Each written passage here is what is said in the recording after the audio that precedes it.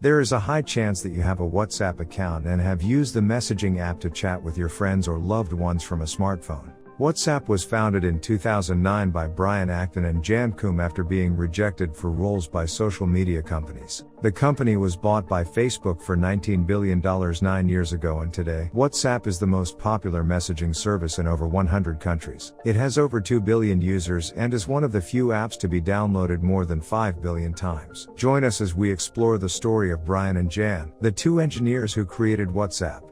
Early life. Brian Acton was born on February 17, 1972, to a middle-class working family. He was raised in Central Florida where he attended Lake Howell High School. Brian joined the University of Pennsylvania after getting a full scholarship to study engineering. However, he left for Stanford a year later. He graduated with a degree in computer science from Stanford in 1994. Upon graduation, he joined Rockwell International as a systems administrator. After a few years at Rockwell, Brian moved to Apple Incorporated as a product tester. In 1996, he joined Yahoo as its 44th employee and worked there for 11 years. While working at Yahoo, Brian met Jan Koum. Jan was born on February 24, 1976, in Kiev, Ukraine, to Jewish parents as their only child. To escape unfavorable conditions and explore opportunities in North America, his family decided to relocate to the United States. His mom and grandmother moved to the States in 1992, with his father planning to join the family later. Unfortunately, his dad fell ill and never left Ukraine. He died in 1997.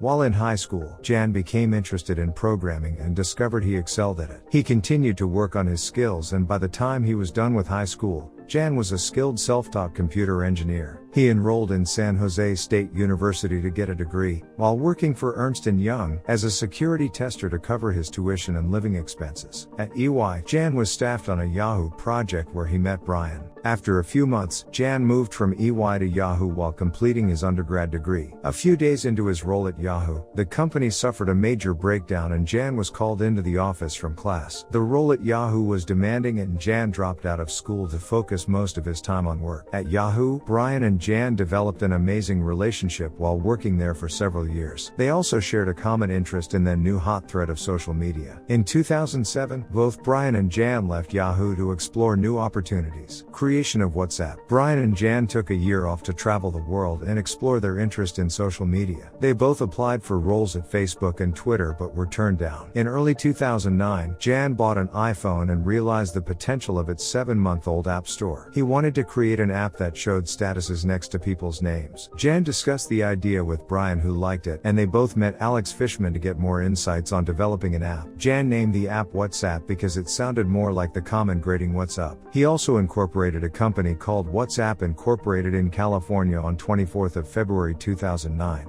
Later that year, WhatsApp 1.0 was released, and it only allowed users to update their status. Early adopters were not impressed with the app, and version 1.0 did not get many adopters. The early days were not smooth sailing, and at one point Jan got fed up because the app was constantly crashing and getting stuck. He considered abandoning the whole project and getting a job, but Brian convinced him to continue working on WhatsApp for the next few months. In June 2009, Apple released push notifications for the iPhone, which reminded users of apps that they were not using. Jan exploited this update in favor of WhatsApp, and the app started sending push notifications when people changed their status. Users liked this update, and the app started to gather some steam. Users also started chatting with their friends by frequently changing their status, which led Jan to consider adding a chat feature, which he did in WhatsApp 2.0. Users loved the chat feature and WhatsApp took off. Brian was not a key member of the WhatsApp team until he convinced 5 former Yahoo employees and friends to invest $250,000 in seed funding.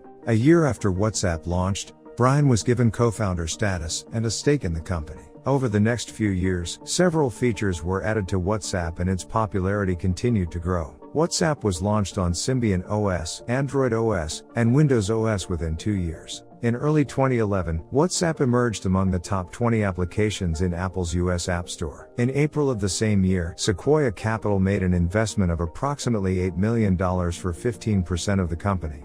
3 years later, Facebook announced it was buying WhatsApp for $19 billion, making it one of the largest acquisitions made by a social networking service. Brian and Jan were granted $12 billion in Facebook shares, $4 billion in cash, and an additional $3 billion in restricted stock units. Issues at Facebook. Facebook's acquisition of WhatsApp came with increased pressure for monetization, which was a concern for Jan and Brian. The team at Facebook wanted to add ads to WhatsApp, which went against the ethos of the founders. Facebook generated almost all its revenue from ads, while WhatsApp founders were pro-privacy fanatics who loved encryption.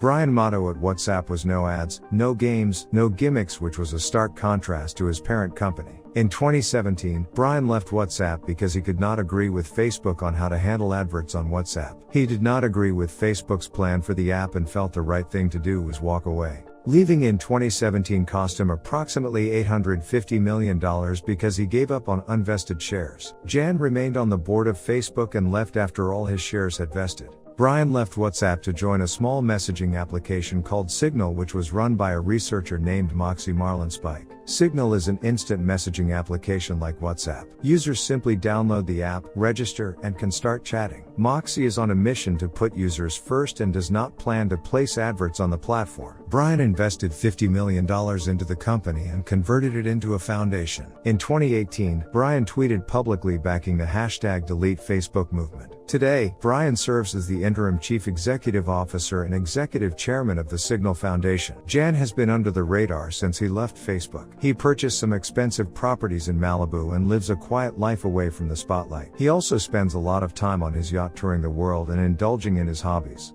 Now you know the story of WhatsApp and what happened to their founders. Thanks for watching this video, and let us know if you will walk away and leave $850 million on the table like Brian did.